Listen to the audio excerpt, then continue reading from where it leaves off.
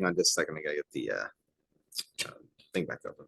Schedule or agenda. That's the word.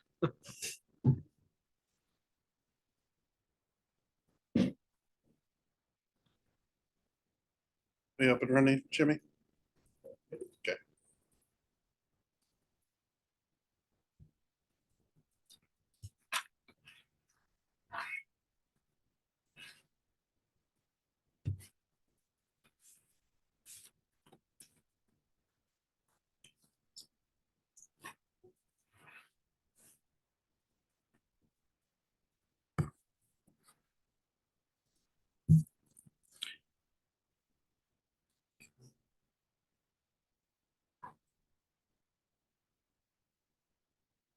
Okay, it is 6:06 on December 4th, 2023, and we will call the meeting of the Community Development Committee to order.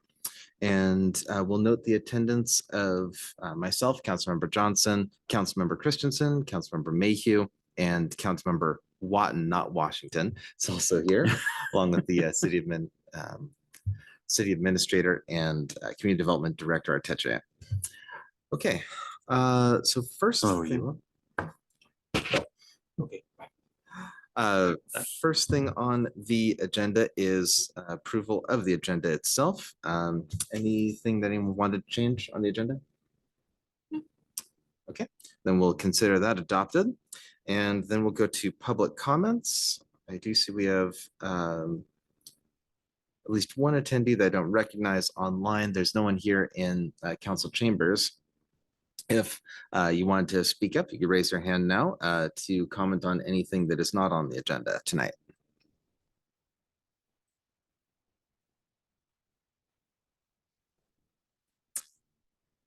Okay, seeing no one moving to speak, then we will move on to the next thing, which is the minutes. I didn't have any concerns myself. Did anyone else?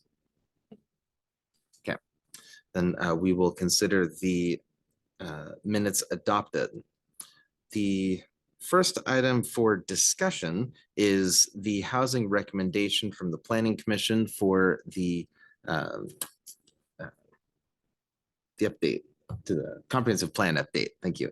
Councilor Mayhew. Sorry, Chair, I may have made a mistake on the agenda approval. We received a letter today from the EDC or the chair of the EDC. I'm just wondering, is that on our agenda tonight? And if it isn't, is it too late to add it? I haven't looked at it myself. So I'd like to take a minute to look at it before we discussed it, but I'd be okay to add it unless there's any objection. Councilmember Christensen. Did we all receive the letter? Oh, Chair, you received it and I received it. Okay. Councilmember Christensen, I just recall, I didn't think of that until you asked, but now that I think, I did take note of who it was addressed to. Actually, now that I think about it, I don't think any city staff were addressed on it. The topics, we could just briefly touch on the topics and not necessarily go into depth, but I will tell you they're both topics that we've discussed extensively. So there's really no surprises. It just might be useful to bring up the topics and at least sort of think about where we want to go from here. And if staff wants some time to come back later, that'd be fine, but it might be worth just touching on the two topics. Okay. Would it be acceptable to add it to the end of the agenda tonight? Yeah. So, like if we get there? Yeah. Okay. Excellent. Then let's do that. Can we also circulate a copy of the letter? Yes, I will forward that.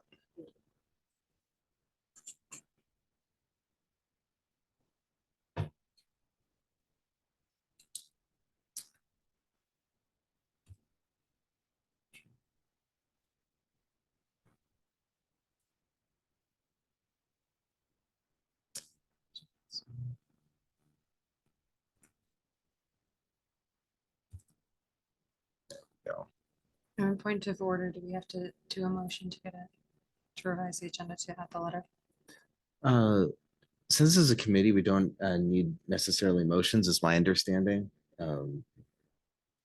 Like if there's objection, then someone can speak up, is my understanding. Councilor Mayhew. Yeah, actually, it's true of larger meetings too, but it's just rarely used because it's unwieldy. But doing things by unanimous consent is commonly done in small committee or, small group meetings under Robert's rules.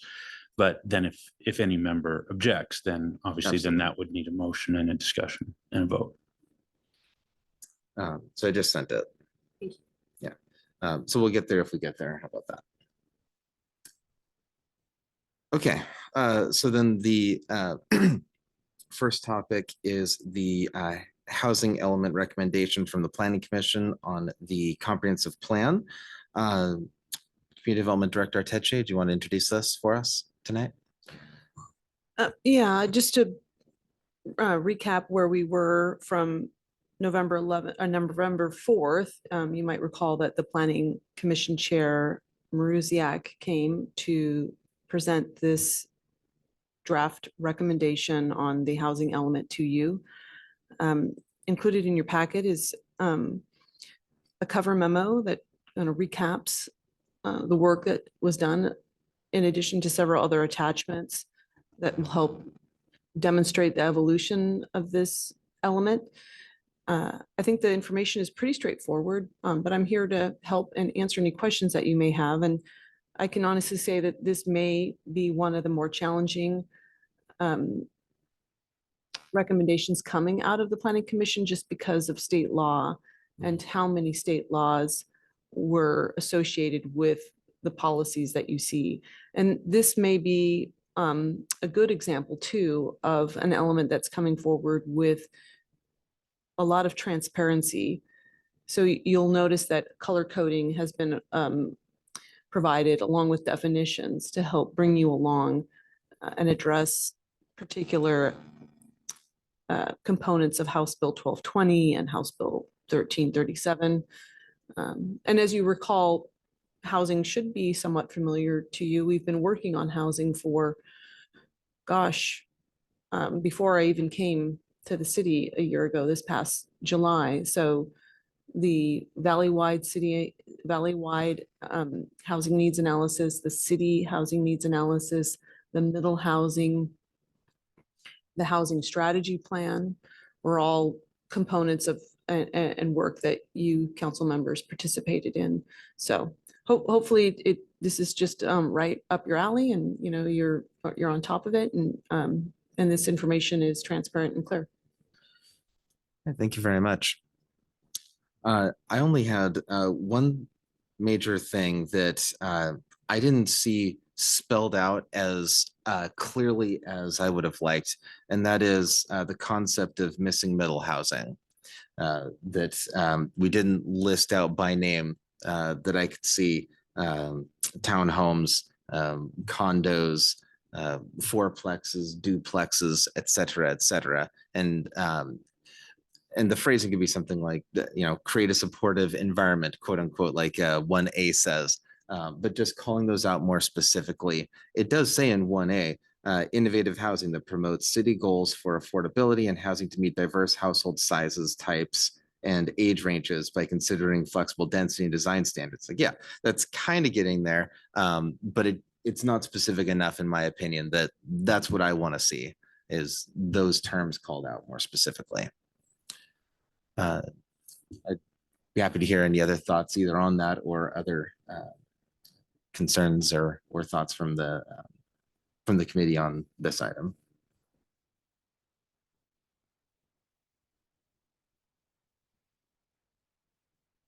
All right, Councilor Mayhew. Yeah, I completely agree with and support that request. I think that should be straightforward and seems very consistent with everything we've been talking about. So that sounds great. I certainly support that. And then the only other comment I have, and I know I've made this comment before, but I think it bears repeating, is so in my 6 years on the council, we've had the plan as it currently stands, and as various initiatives, if you will, or agenda bills or actions have come before the council, I've always felt that there's been that there hasn't been a strong connection between the comprehensive plan and any individual bill. Now, I hesitate to say things like that because I don't want to just make work for staff where they say, okay, let me go find, and just, list out some things in the comprehensive plan. And it really didn't add any value. That's not worth doing. And I hope that my comment doesn't ever result in that. But more, if just as we discuss things, wouldn't it be great if, let me say it differently, I think it would be great if our discussion said things like, hey, we want to do this action. And this is really now getting much more into the detail of what we said over here in the comp plan. And now this is a way to really bring that part of the comp plan to life. And remember, we thought that was really important. That's why we put in townhomes. And look, here's an action to promote townhomes. So, I think that would be great sort of to build that back and forth. It sort of help our strategy kind of be more tightly connected to our tactics and the things we do. So that's more just a thing we can try and do as we go forward. But I really don't want, if staff somehow ended up thinking, hey, at the beginning of every agenda bill, we have to put in a slide that just lists out, and it's really not adding value, then, oh my gosh, then I've just wasted everyone's time. So I'm not promoting that. But anyway, so just a general encouragement in that direction. But other than that, no, I don't have any other comments. I think we're in pretty good shape. Yeah, the planning commission did a fantastic job on this. Community Development Director Arteche. Yeah, just a follow up to Councilmember Mayhew. Yeah, that's exactly what we want. That's what we need. That's what we want. And that's what we're going to do. So bring it on. If you have a list of, and I'm considering those to be the part of the second step, if it's part of the implementation of the city's municipal code, then we want to take those steps forward, and we want to do that. We have a year to do that after the adoption, so that will come, and we are compiling a list in other areas. So, we're essentially compiling a list of things that we can do in the near or short term, in the mid, and then in the long term. So then we have them organized. We can go back and we can say, aha, you identified this as a priority for midterm, and now we're ready. If there was a spot where it would fit in, I would wonder if in the whereases in the agenda bills and ordinances, if that could be a place to include it. But again, as Councilor Mayhew said, that's not like a directive to staff to go hunt them down. It's just, if they thought about it, that'd be good. Or if we thought about it and we asked for it to be included, that could be a good spot. And that also tells the community that, hey, we're actually paying attention to what we said we were going to do. And we're trying to meet those goals. Any thoughts, Councilmember Christensen? I'm in agreement as to adding that to the extent that it does make sense and it is adding value without making the additional busy work. Yep. And then other than that, I would just recognize again the planning commission for the fantastic work that they did, as well as our community development director on this. It's a great document. Yeah. Also, Community Development Director Teche, can you remind me again who the contractor was that worked on this with the Planning Commission? LDC. Yeah, they did a great job as Yeah, well, LDC. guiding them through that. Yeah, they showed up process. at the open house too, and they were a big hit. They're very knowledgeable. Yeah. Councilor Mayhew. Yeah. So Chair, am I correct that you are the council liaison to the Planning Commission? Yes. So if you could at least convey this committee's thanks, I think that'd be fantastic. Yeah, it's remarkable how much less work it's appearing than what I was anticipating. And I think that's largely because they spent so long working on this and they really committed to doing a good job. Okay, then if there's nothing else on that item, then I would recommend that we do the same thing that we did last time, forward on to council, and when we can get to it, that'd be great. Probably somewhere around January-ish. And I believe that the idea was to try to have a roundtable on these items. Am I remembering that correctly? Yeah, I think a roundtable might be nice, but I'm open to other suggestions if the council agenda at its regular meetings would allow for a brief discussion on this, then that's great too. Again, the goal here is to accommodate the work without creating, frustration, additional meetings, burnout, that kind of thing. So happy to be very flexible on it. I think the more that you just digest the information and have time to discuss it at whatever the convenient opportunity is, the better. We will be coming to you for a resolution in, September, October of next year. And we want to say, we met with you, we talked about it, we discussed it, we made your changes, and here we are. Okay, then. With that, we can move on to the next item, which is the council priority tracker. And that, let me make sure I'm looking at the right part here. That's F and A.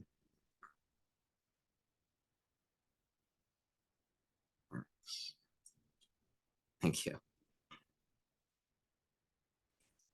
This one here. Okay, got it.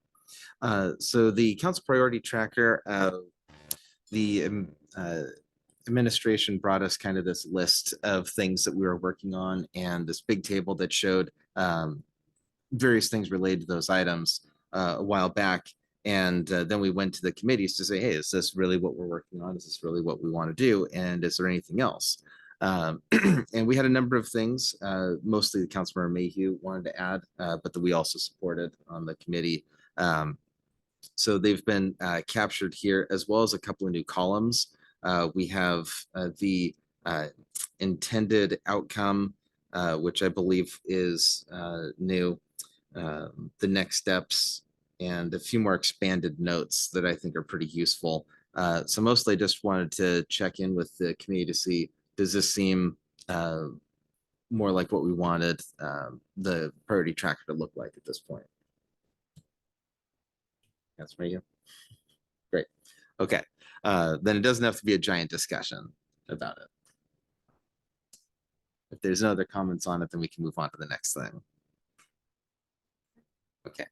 The next thing is the traffic impact fee. Oops. Click too fast there. Traffic impact fee discussion. And Community Development Director Artetra, you can lead this one off as well. Yes, I was just going to promote our transportation consultant, Chris Brayland. I'm going to promote him to panelist. Tonight we have an introduction to a topic that I think is long overdue, and we recognize that it's something that we should bring to the committee to its attention to discuss, although we're not anticipating that there's any action tonight, but we do have Chris Brayland. He is with Ferris Pierce. He's been working with the city for quite a long time, say probably over 10 years, throughout the development of Snoqualmie Ridge 1 and 2. And he's here to bring a topic, just to introduce it. It's about traffic impact fees. It's an opportunity for us to make sure that our transportation network system is functioning properly when new development comes in, and what kind of financial impacts that it might have, developments might have as they kind of perk along. So without further ado, I'm gonna let, oh, I see we have a question here. It's Councilor Mayhew. Yeah, Chair, just in the interest of time and especially a consultant's time, but I thought the memo was very clear and laid this out really well. That the only question sort of, I think, is, what level of commitment do we want to make to this? Do we want to ask staff just to do something themselves? Do we want to do a relatively straightforward kind of project with a consultant where they basically take nearby communities and kind of build us something based on what's already there? Or they can go on and do something much more elaborate if we wish. So, which would result in a much more tailored recommendation. So, it seemed to me that, when this gets in front of full council, this, may need some intro time, but it's up to you, of course, rest of the, chair and rest of the committee. But I thought it was pretty straightforward and didn't have a lot of questions. I thought it was a really well done memo. I'm gonna go to Community Development Director Arteche. Chris has about maybe 5 slides, and I think he was hoping, we were hoping at least to be able to just get your attention for maybe 5 minutes on this. Although I 100% agree, you could forego that discussion because the memo was so good.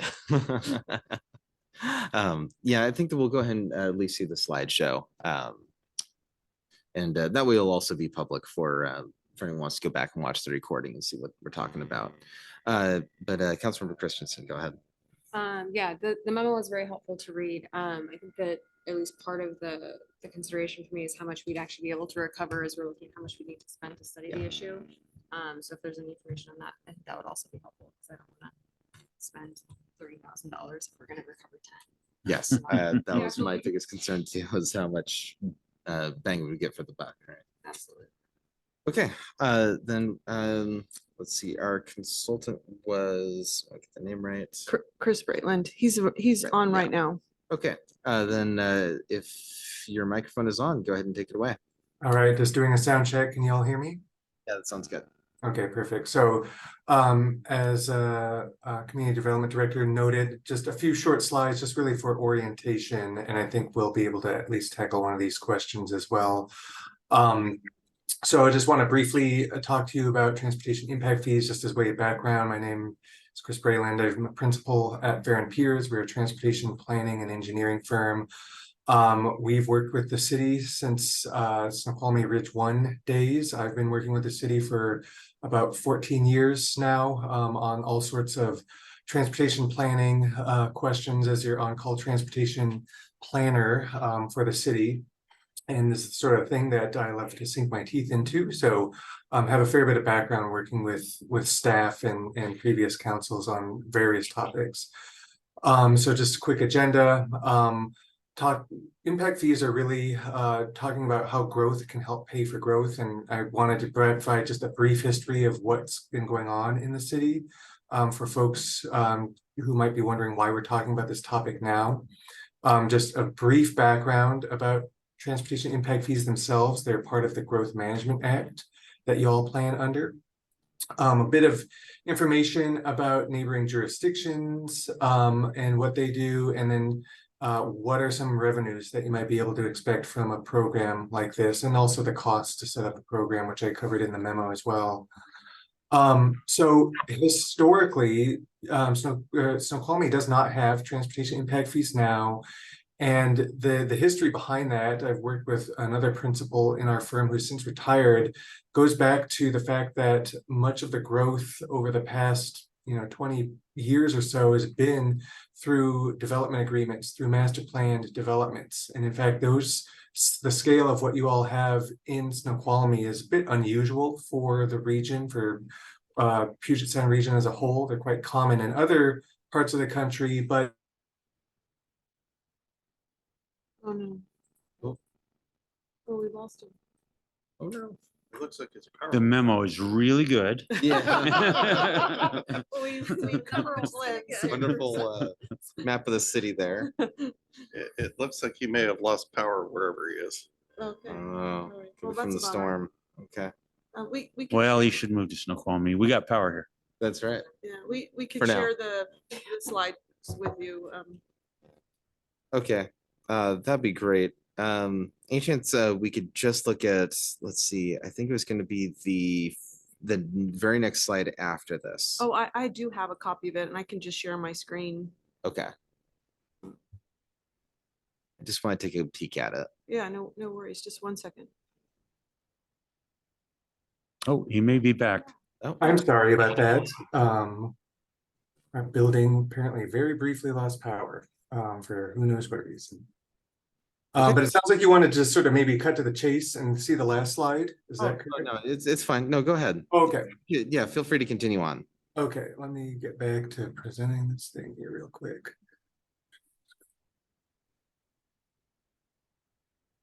Okay.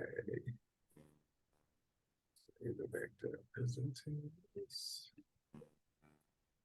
Okay, there we go.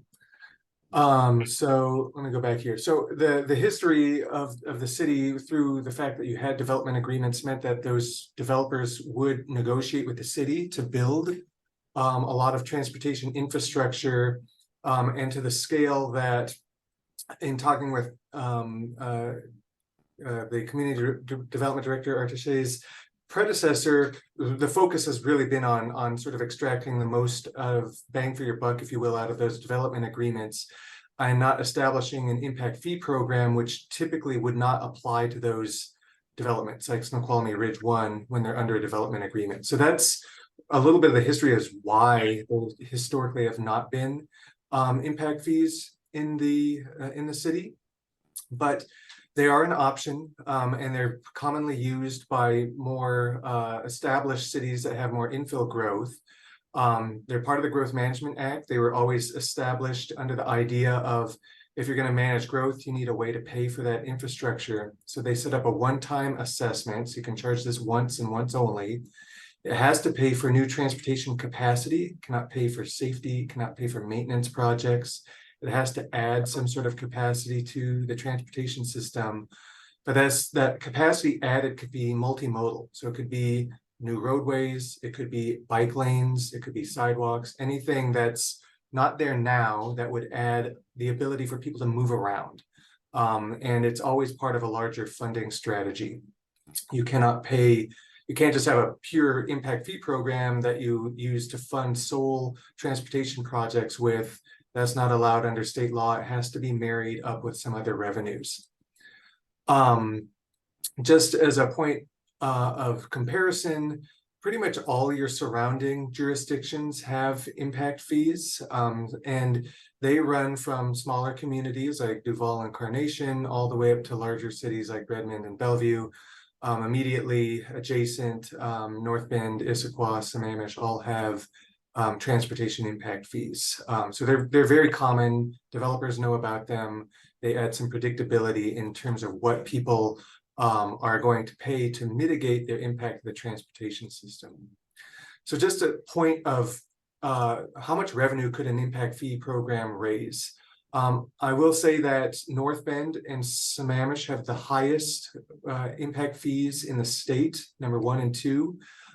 They generate a fair bit of revenue. It's up to the council to establish what your impact fee rate is, but just by point of example, if you were to build 4 townhomes in North Bend today, you would have to pay a $30,000 transportation impact fee, or a 4,000 square foot retail building in Sammamish, if you're paying their impact fees, would generate between $150,000 and $215,000 of impact fees, depending on what use ultimately was in that space.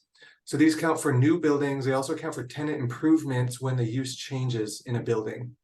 So if you're to convert a building from let's say a light industrial space to a retail oriented use, which is not uncommon, and some zoning allows that, then the difference in impact fees would be due upon the tenant improvement, if the ordinance allows that sort of thing. So there's a lot of flexibility in what the council allows, but they can generate a reasonable amount of impact or total funding, and it's just a level, it's dependent on the level of the fee that's ultimately set by the city council. And I can get into any questions about that at a later point.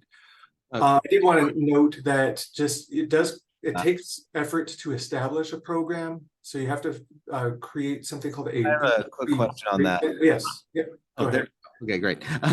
So if you go back there, yeah. So would those funds, let's say 4 townhomes for $30,000, would the city have to track the $30,000 and say, we use that money to widen this sidewalk because we thought that there would be more pedestrians passing by nearby that town? Do we have to like go to that level? And the reason I ask is because specifically these funds are supposed to be for improvements to traffic, increasing capacity was my understanding based on the memo.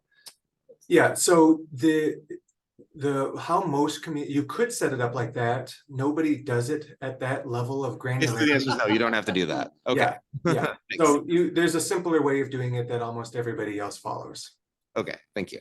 Do you, Councilmember Christensen. do you see or have you seen when cities do go ahead and initiate this transportation impact fee, do you see a disproportionate effect on small businesses being able to come in? I would say that there's a whole bunch of economic studies out there that speak to the effective impact fees on different activities. I will say that we've established many, in fact, most of the impact fee programs in the state, we've had some hand in establishing over the years. And I've heard that some small communities, small businesses, so like if you're trying to set up a coffee shop, on a new site, the impact fees can be substantial depending on how the fees are established, which can discourage businesses from, especially smaller businesses, from establishing because they have to finance that upfront impact fee payment. So I would say that does it meaningfully sort of reduce development activity within a community? I can't speak to that. Lots of cities have these things, but I have heard anecdotally that it can be a barrier of entry for some businesses.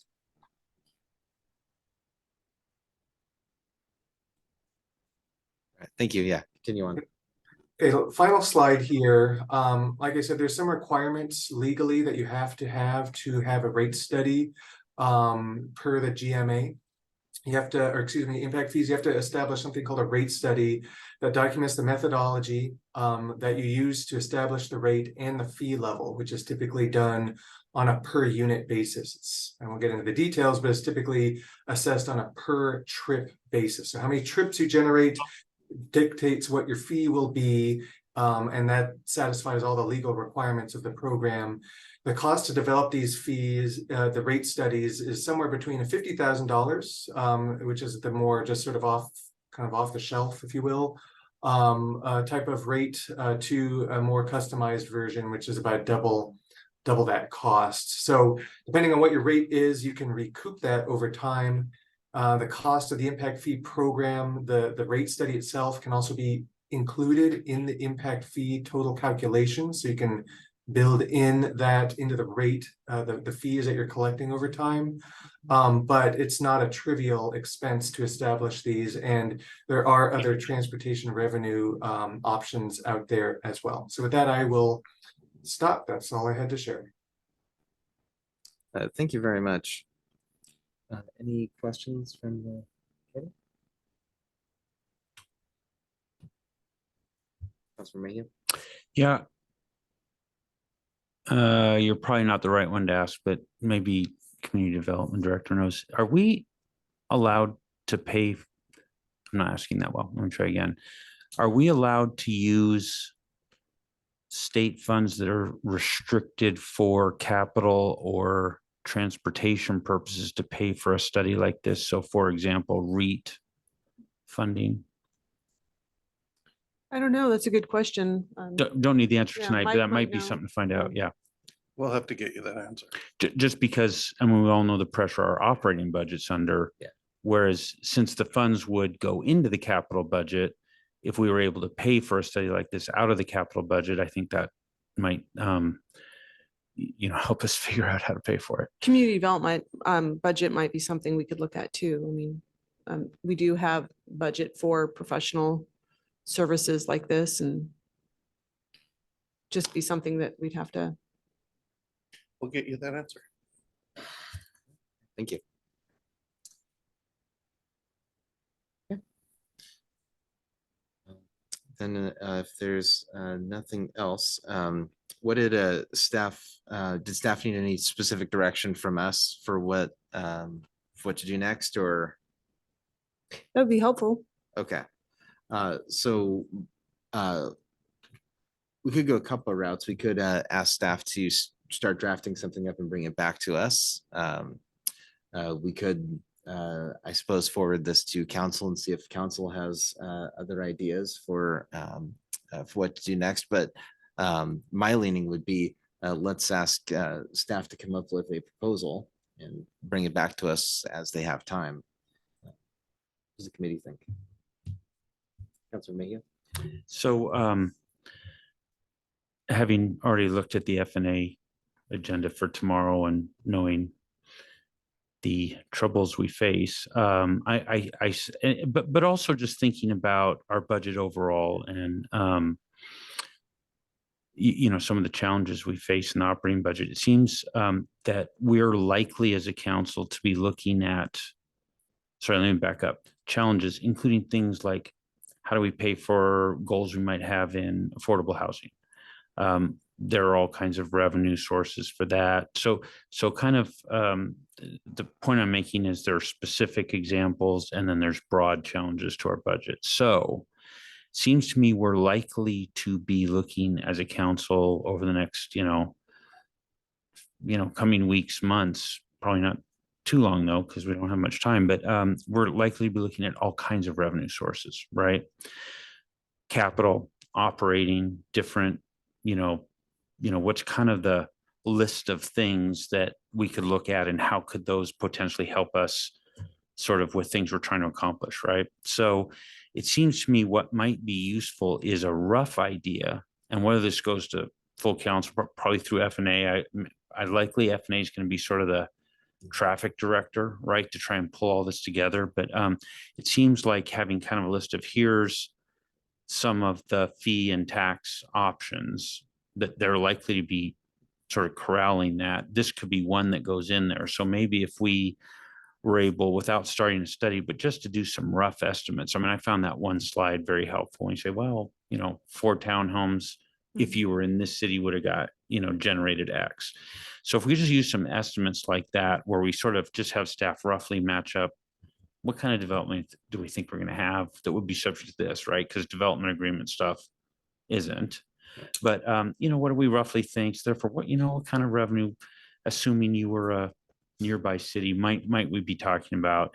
So maybe that goes into a whole list, because I'm suspecting council will want to then take a whole list that might have a dozen or 20 items on it and say, look, let's focus on these ones, at least initially, and then, sort of fit that into a whole plan of attack would be my recommendation. I think we could probably do that relatively quickly and then put that into a discussion, and then maybe, over the next month and a half, as that sort of comes to,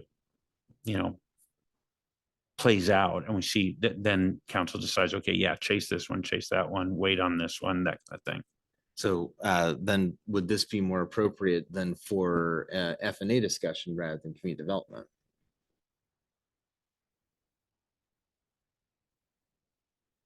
But yeah, I think the topic is solidly community development, right? Because this is all about, just think about the questions that were just asked already by this committee, right? Those are questions about impact on our, community, which is exactly what we're focused on. Whereas the F&A part is more, that I was just speaking of, is more just the hard dollars and cents. It'll cost you X to chase Y, kind of thing. So I don't know that my point of view would be that this remains a community development thing, but how we move forward we might just want to ask, F&A/full council to sort of help prioritize it. Does that make that? Anyway, that's what I'm trying to suggest. Thank you. City Administrator Chambliss. I just asked for a little bit of grace. I'm hoping to have a finance director confirmation before you on the 11th, and I need a conductor for the orchestra. So this is definitely on our radar. It's definitely one of our priorities, but I need to assemble the orchestra before we can play the music for you. Okay. Yeah. So I wasn't necessarily thinking there'd be some hard timeline, hey, by the next meeting, come with a proposal or something. Yeah, it's as staff has time, which is kind of our story in this city as it is with our current staffing levels, especially in community development. Councilmember Mayhew. Yeah, so exactly, Chair. I was thinking the same way. Maybe what we do is we ask, some of the committees will have at the bottom of their agenda just a sort of, sometimes you call it a parking lot, or it's just items that are sort of on our radar, right? But we're not going to talk about it this meeting, but we just sort of keep an eye on it so that sometime over the next couple of meetings, as sort of bandwidth gets in place, then we can look for this to come back and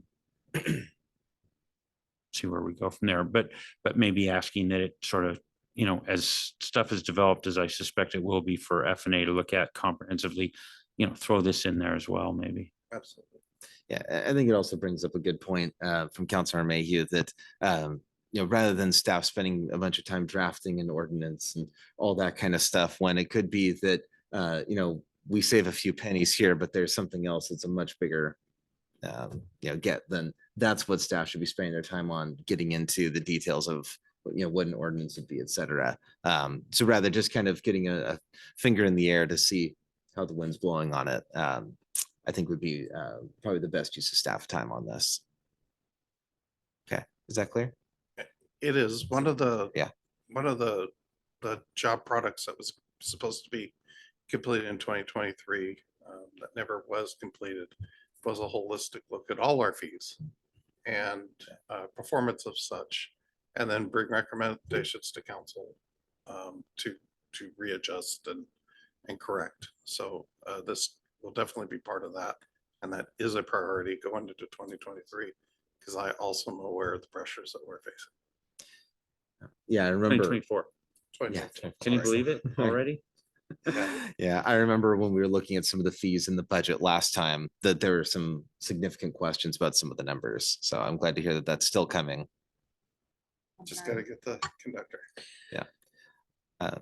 Community Development Director. Well, and one thing that, I think it is a timing issue we'll need to anticipate is how much time would it take to even cultivate an off-the-shelf type of program? Is that, I know that that's probably more doable than a custom one, it's more expensive, but I'm sure there's some time that it takes to assemble all that. And, if the council chooses to do these street impact fees, we'll need to budget for that time. Okay, then with that, let's go ahead and move on to the last item that we had originally, and probably the last thing we'll have time for tonight, the affordable housing workshop update. This is from Councilmember Watton. So come on up and you can tell us the current status. All right, and thank you, Chair Johnson, council members. So we prepared, oh, thank you. This is the updated one. Fabulous. All right, so as that's getting loaded, I just want to give an overview of the things that we've been talking about in the Snoqualmie Valley Housing Task Force. And if you wouldn't mind just forwarding to the next slide. There we go. It's a little bit slow. There we go. So some of the things that we've talked about as a council, we've talked about in the task force, and just some of the priorities and considerations. First of all, and that's the availability of city-owned parcels. There's probably 20 plus city-owned parcels, and we're just taking a look at 3 of these that are adjoining as a way to fast track this, rather than going and looking to acquire new land or even do boundary adjustment to bring them inside the city. The other things have been access to public transportation, walkability, existing infrastructure, development time, and then addressing that missing middle housing element, all the things that are already in the comprehensive plan that we're considering. If we go on to the next slide, I'm going to go through this quickly, and some of this is repetitive for the council, but for the members of the public, this is just so that we are transparent in what we're looking at.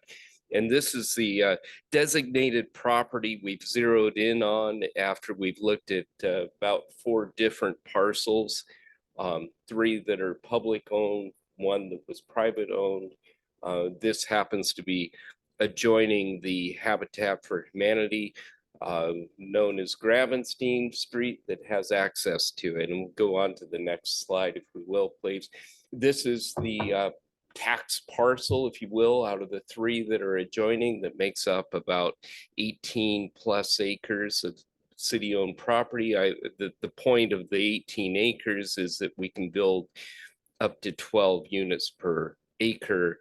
They don't have to be buildable. What we have is a little around 1 acre, maybe slightly bigger than 1 acre, that Director Arteche has identified that are buildable, and it's outside of the sensitive areas designation. Move on to the next slide here. one of the things that I want to make sure that we keep front and center, and that's the Affordable Housing Fund. And currently, we're ending this year at 1.3 million. We are anticipating a little over 375,000.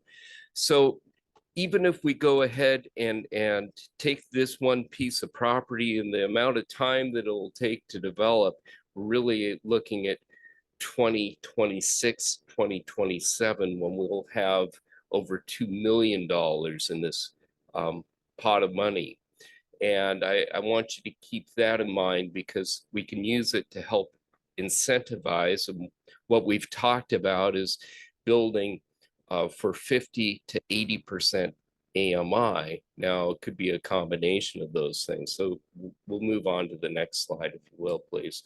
So this is where we are in the process, and there's a little bit of Hold a on just 1 second. Oh, here. sure. Councilmember Wadden, Yes. just a question for you quickly on that. One of the things that some cities have done now, I know there are several sources going into that fund, which you just highlighted for us. One of the things that goes into that fund is a sales tax lift that we did that is restricted for that purpose.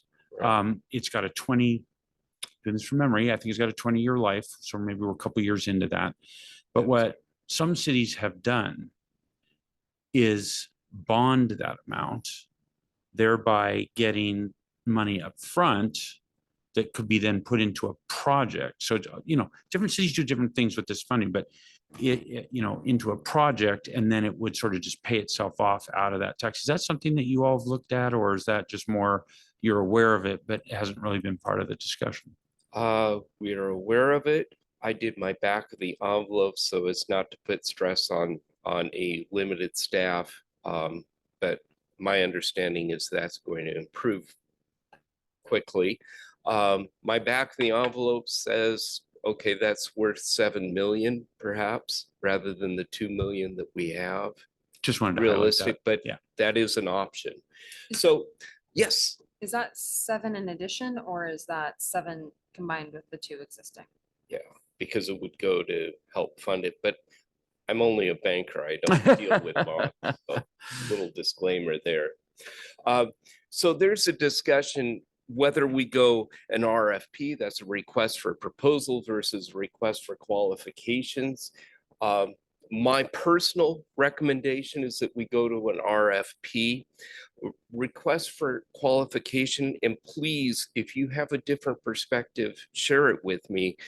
But if you were to have a small works roster, you'd often put out a request for qualifications, and then we decide whether we should put you on that roster.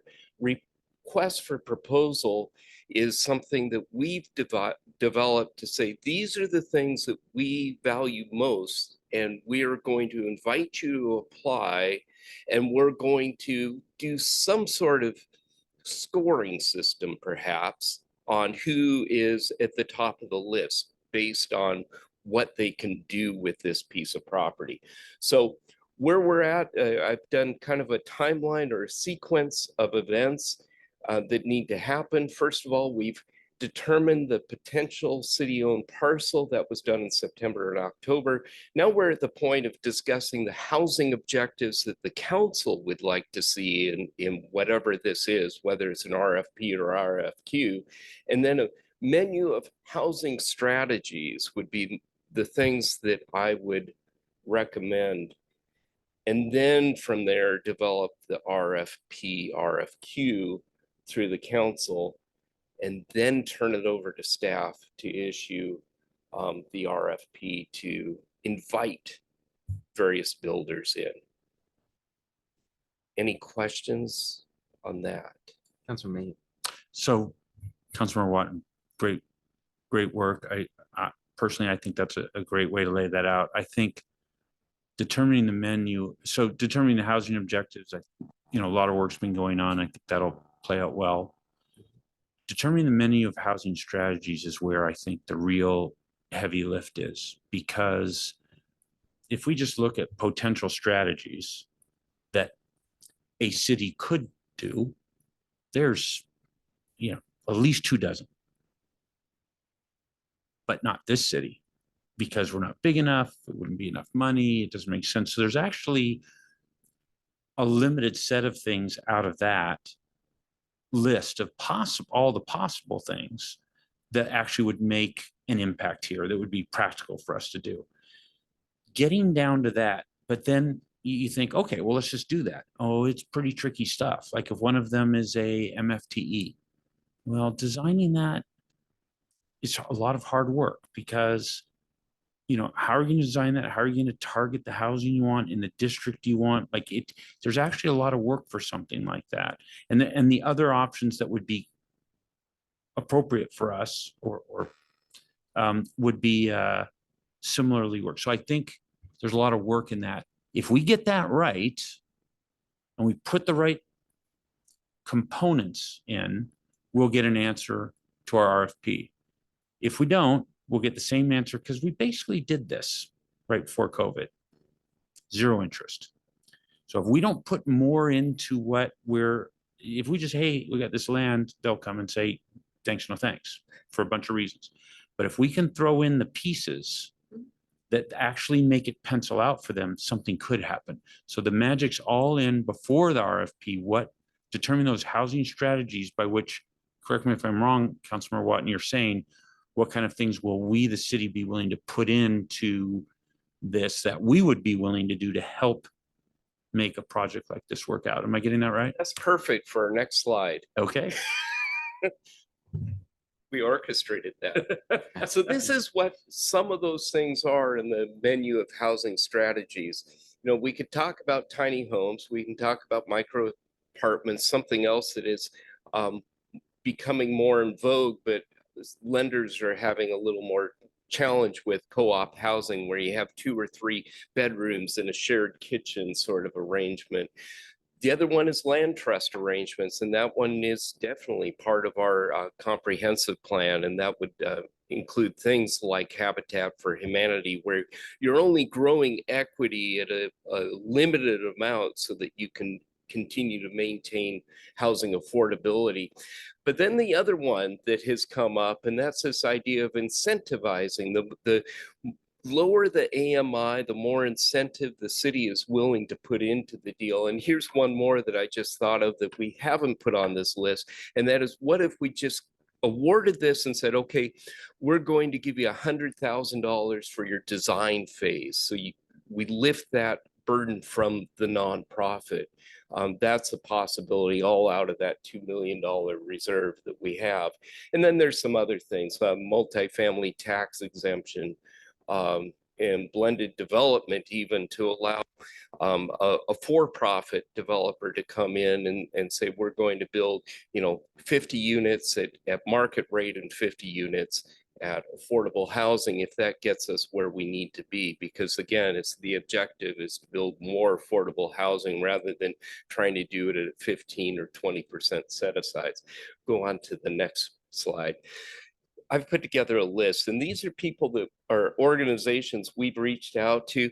I'll tell you, there's 20 organizations, for-profit, nonprofits, but here's what they've all told us. We will be glad to entertain an RFP, but we're not going to come out and look at the site until we see an RFP. And the second thing that I've been told is we need time, and that's going to help, because there are so many projects ahead of your project that if you don't give us enough time to put it into our mix, and that we go to the state for the housing tax credits, the lower financing, sometimes it takes us a couple years to get in front of them, let them know this project's coming along so that they set aside the money for those projects. That's what's going to make this more palatable, more enticing, and more doable for us. So that's kind of the feedback that we've gotten. I'll tell you, out of 20 of them, we might get 2 or 3 that'll say, we'll do a RFP and put the time into it. That's the sense of what I've found out. And then the final one is just the creation of the RFP and all those things that we've talked about. So there Yeah, you go. Sadly, we are out of time. Thank you very much. I do like seeing that Chris Padden is a status. Yes, yes. He has pushed a lot of people our way, which is nice.